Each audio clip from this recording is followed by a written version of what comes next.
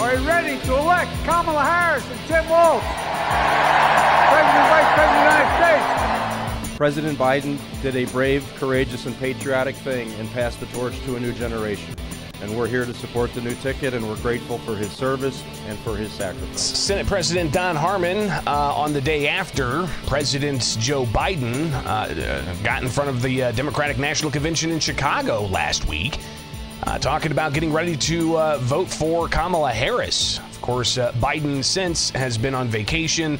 A lot of criticism for the Biden-Harris administration as to people questioning who's exactly running the country if Biden's on another vacation and Harris is out campaigning.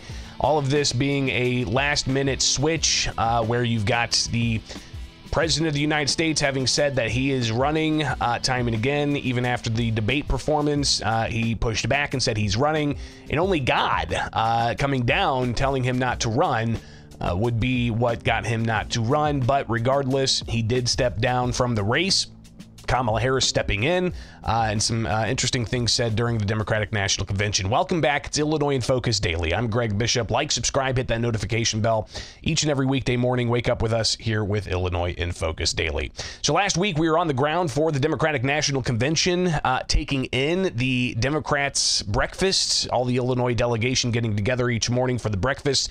But we also had an opportunity to interview various key players within Illinois' delegation about a variety of things. But during some of the breakfast conversations, a lot of talk about Trump, but also earlier on in the week, a lot of praise for President Biden. Here's Senator Tammy Duckworth comparing Biden to previous presidents. What Joe Biden has done is what George Washington did, stepped away from the halls of power for the good of the nation. He was energized. On Friday when I saw him, he is about getting his agenda across the finish line in the time that he has left, and I think he's going to be even more active post-presidency with getting many of his agenda done. So yes, we're going to celebrate his achievements, but I think for me, he's going to be, like a Jimmy Carter with this great work that he's going to continue past the presidency. So he was just upbeat and energized on Friday. So a couple of comparisons there to George Washington and Jimmy Carter, and you even had other Democrats compare him to FDR. I talked with Democratic State Representative Maurice West earlier in the week, last week, from the convention hall, and he shared with us his thoughts on that big switch. Well, leading up to it, I was focused on staying with Biden. Doing what I can to help him out. And then when he made that transition, and the way he did it, it just made me say, thank you, sir.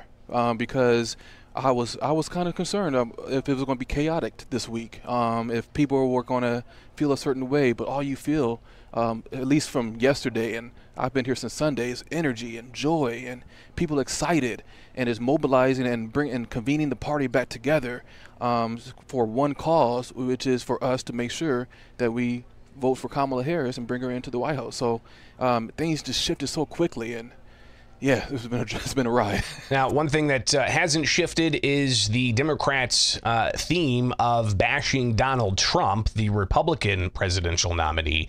And they called him a convicted felon, a racist, a misogynist.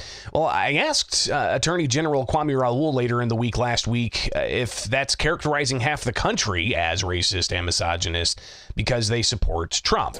I think he's hijacked the Republican Party.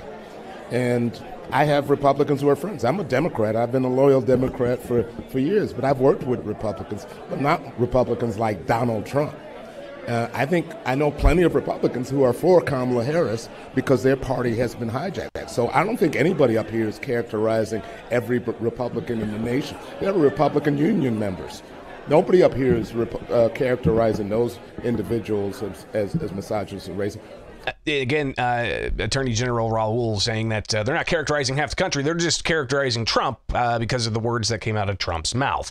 Outside of the convention, I connected with several Republicans vying for the State House. One, Frederick Walz in the Chicago area. I asked him, as a black man supporting Donald Trump, what he's hearing from people that he interacts with on a daily basis who could be his constituents. Well, a lot of you have some older people that that may say, well, he's racist, and I say, well, just prove it, and then they can't prove it. So then I educate them on Donald Trump. I say, well, do you personally know him, and what has he personally done to you? and they can't say anything. I said, so all you know about him is what the media have showed you. So then I showed them clips of like when for instance, when Jesse Jackson was running for president, he helped Jesse Jackson out. You know what I'm saying? He was never what the media is portraying him to be. And so, you know, they have their different opinions, but you just have to educate them. And then I educate them on just being a conservative, a Republican. The Republican Party was founded to abolish slavery. Everything about the Republican Party was helping black people. In fact, Lyndon Johnson takes credit for the Civil Rights Act, but the Republican Party was in Congress. They had a two-thirds vote to push through a Democrat Senate filibuster. So it was actually the Republicans were always looking out for the black community, but a lot of people are just not educated. The only reason that black people really vote for the Democrats is because when Kennedy was in jail, someone in his family called King's wife, and when they got him out of jail, that was the Mickey in the drink. That was the Kool-Aid. So again, Frederick Walls sharing his thoughts on how he talks to some voters out there who might think that Trump's a racist. But of course, all of this going on inside the convention hall, just outside the convention hall, you had protesters outside that were, protesting the war in Gaza, Israel's position, clashes with police, a lot of show of police force all across the convention. But that didn't necessarily make it inside. Inside, it was, as Democrats characterized it, joy and a lot of energy. I talked with an Arizona delegate, Daniel Hernandez, and he shared what he says is much more excitement than the Democratic Party's previously had. I've only ever seen this kind of excitement once, and that was for Barack Obama. So it is not quite the same, because I actually think this is more excitement than even Obama had. Having been in Arizona when I started my, political career, it's incredible how much has changed in just the last few weeks. And I think the palpable sense of excitement that we're getting, not just from Democrats, but from Republicans and independents. So Daniel Hernandez from Arizona saying that he just sees a lot of joy out there. I also talked with a Washington State delegate, Andrew Ashiofu, who talked about what he thinks is going to be some of the issues capturing independent and moderate voters to be Democrats. I think one of the main things is Project 2025. The message we should send out there is Project 2025 is un-American. It's not something we need.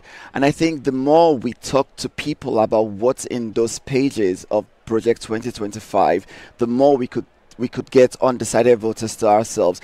Also, reaching out to these undecided voters from an area of empathy, understanding that people care about their family, people care about people care about treating people like humans, not calling people names, not being condescending to people, and most especially, we are all in this together. So again, just a couple of voices from outside of Illinois sharing some of their thoughts, and he mentions Project 2025.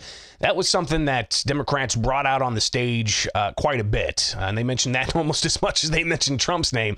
Not nearly as much, but still, regardless of Trump distancing himself from Project 2025. But what about some of the other issues out there? Of course, joy and excitement, but the pocketbook issues, kitchen table issues, the economic issues. We had a pretty significant, adjustment in the number of jobs created, being adjusted downward, more than 800,000. Apparently, that hasn't happened since 2007. And what that means is the Biden administration had announced, hey, we created X number of jobs one week. And that was the preliminary number. But then a week or so later, next reporting period, they have to adjust that. More than 800,000 jobs fewer, while inflation continues elevated, while you've got the energy prices continuing to be elevated and a whole host of other things crunching people's pocketbooks. I was able to talk with Illinois House Speaker Chris Welch, and he talked about the economic issues. Well, I think the best approach is to continue moving forward. You can't go backward. We have to remember that the reason the economy was in shambles is because former President Trump totally mishandled the COVID situation. And we're still recovering from that. It took Joe Biden and Vice President Harris to renew America, to get us on the right path. Unprecedented job growth, infrastructure, bringing inflation down. But there's still a long way to go. And we need to go forward forward. We don't need to roll back those policies. We don't need to go backward to any of the policies that Trump proposes. We need to continue moving forward, continue with stability and some new ideas along the way. And I think we're going to continue to see great things happen in this country. Others I talked to from Illinois includes Marcus Evans, state representative from the Chicago area, and he also expressed what he thinks is some of the economic issues that Democrats need to focus on. I think the great Governor Stratton years ago said that good government is good politics, and that is something we have to focus on. Are we producing for the everyday people? And I think sometimes previous administrations have focused on businesses only or the very rich, or hopefully the trickle-down economics will come. We have to target things and help the everyday people. We got to make sure folks have enough money when they go to work. We got to make sure businesses are sustained.